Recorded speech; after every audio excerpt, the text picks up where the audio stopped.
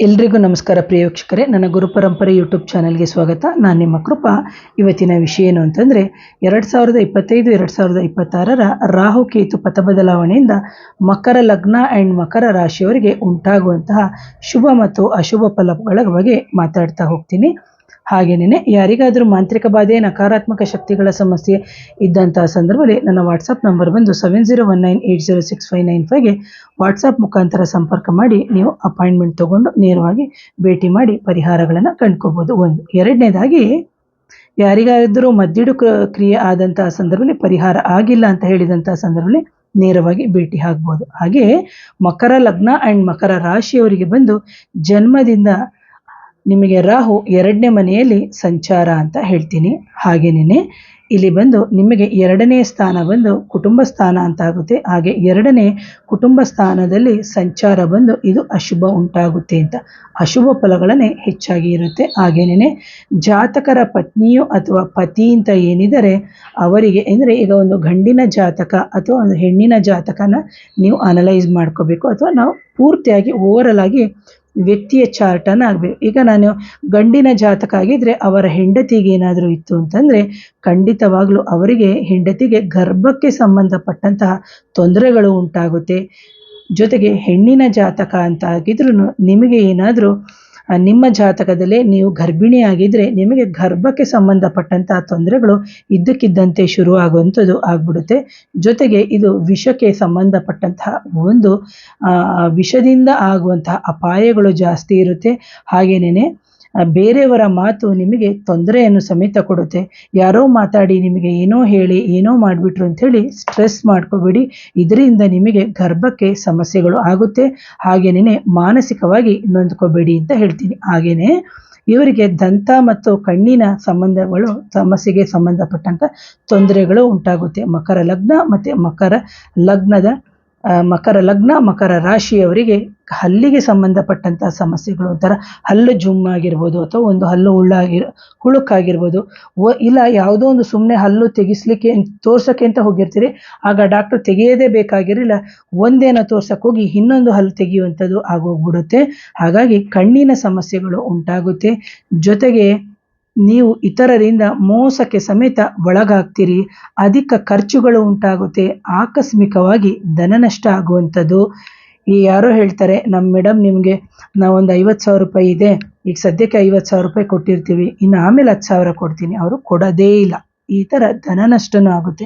ಯಾಕಂದರೆ ರಾಹು ಅಂತಂದ್ರೆ shadow planets, ಇದ್ದಕ್ಕಿದ್ದಂಗೆನೇ ಪಾಪ ಅವರು ಕೊಡಬೇಕು ಅಂತಿರ್ತಾರೆ, ಆದರೆ ಅನ್ಎಕ್ಸ್ಪೆಕ್ಟೆಡ್ ಆಗಿ ಅವರ ಸಮಸ್ಯೆ ಏನು, ಯಾಕಂದರೆ ಯಾವ ವ್ಯಕ್ತಿಯ ಒಂದು ಜಾತಕವನ್ನು ಸಮೇತ ನಾವು ನಿರ್ಧಾರಗಳನ್ನು ಮಾಡಬೇಕಾಗುತ್ತೆ. ಯಾರೇ ಸಾಲ ಕೊಡಬೇಕಾದ್ರೂ, ಸಾಲ ಈಸ್ಕೋಬೇಕಾದ್ರೂ ಮಕರ ಲಗ್ನ ಮತ್ತು ಮಕರ ರಾಶಿಯವರು ತುಂಬ ಹುಷಾರಾಗಿರಬೇಕು.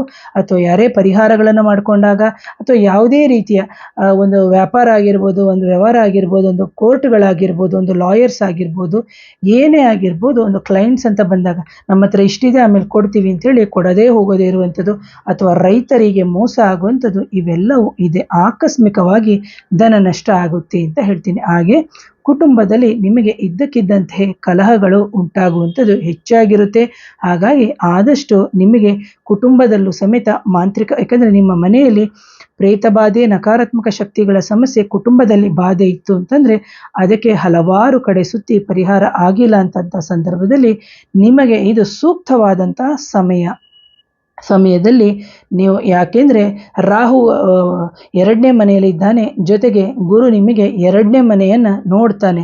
ಹಾಗಾಗಿ ಇಲ್ಲಿ ಗುರು ರಾಹುವಿನ ಸಂಬಂಧ ಇರೋದ್ರಿಂದ ನಿಮಗೆ ಸಮಸ್ಯೆಗಳು ಆದರೂ ಸಮೇತ ಇಲ್ಲಿ ಗುರು ನಿರ್ಣಯದ ಒಂದು ಫಲವನ್ನು ಕೊಡುವಂತಹ ಸಂದರ್ಭದಲ್ಲಿ ವ್ಯವಸ್ಥಿತವಾಗಿ ನೀವು ಸಿಕ್ಕಾಕೊಳ್ಳದ ರೀತಿಯಲ್ಲಿ ಪರಿಹಾರಗಳನ್ನು, ಅಥವಾ ಒಂದು ಕೋರ್ಟ್ ವ್ಯವಹಾರಗಳಾಗಿರ್ಬೋದು, ಒಂದು ಮೋಸ ಹೋಗೋದಕ್ಕೆ ಆದಂತಹ ಸಂದರ್ಭದಲ್ಲಿ ಯೋಚನೆಯನ್ನು ನೀವು ಮಾಡಿ. ಅಧಿಕ ಖರ್ಚು ಮಾಡ್ಕೊಳ್ಳೋಕೆ ಹೋಗ್ಬೇಡಿ, ಧನ ನಷ್ಟವನ್ನು ಸಮೇತ ಮಾಡ್ಕೊಳ್ಬೇಡಿ ಅಂತ ಹೇಳ್ತೀನಿ ಪ್ರಿಯ.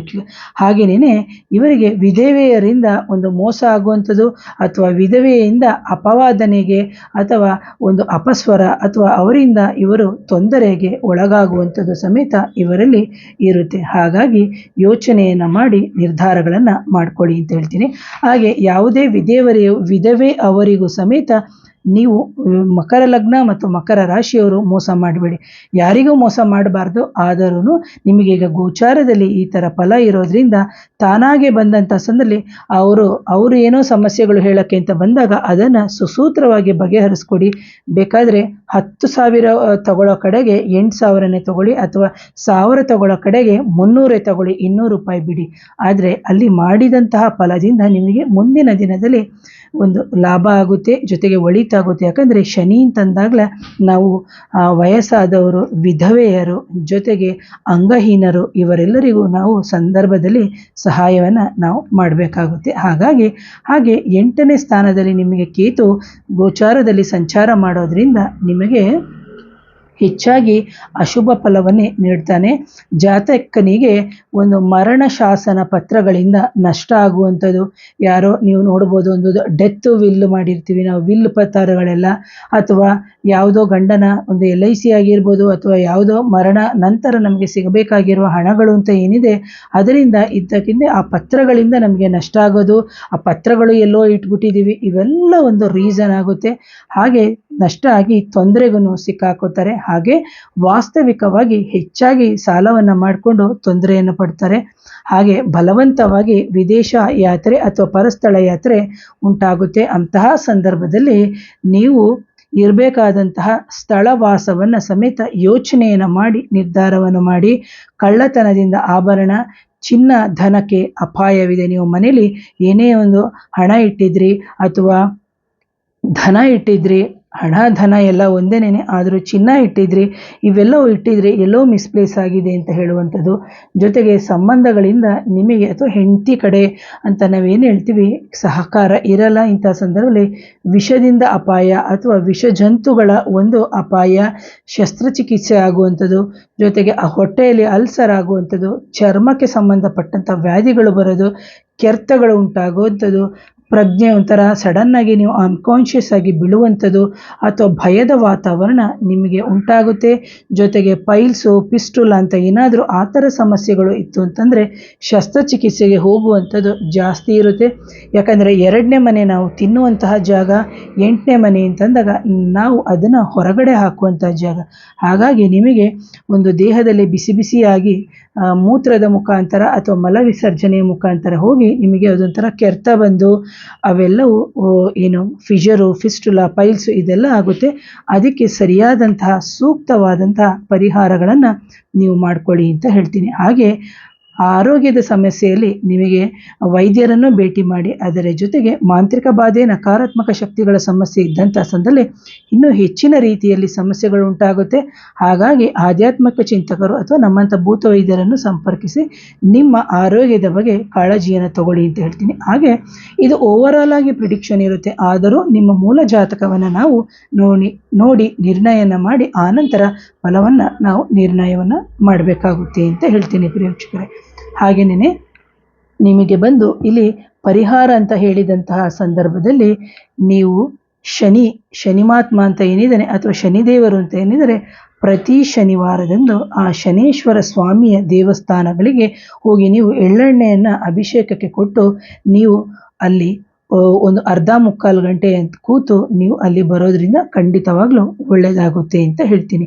ಹಾಗೆಯೇ ಮಕರ ಲಗ್ನ ಮತ್ತು ಮಕರ ರಾಶಿಯವರು ಖಂಡಿತವಾಗೂ ಎಳ್ಳು ಬತ್ತಿಯ ದೀಪವನ್ನು ಸಮೇತ ಪ್ರತಿ ಶನಿವಾರದಂದು ಹಚ್ಚೋದ್ರಿಂದ ಖಂಡಿತವಾಗ್ಲೂ ಶನಿವತ್ ರಾಹು, ಕುಜವತ್ ಕೇತು ಅಂತ ನಾವೇನು ಹೇಳ್ತೀವಿ ಅದಕ್ಕೆ ಸಂಬಂಧಪಟ್ಟಂತಹ ಸಮಸ್ಯೆಗಳು ನಿವಾರಣೆ ಆಗುತ್ತೆ ಅಂತ ಹೇಳ್ತೀನಿ.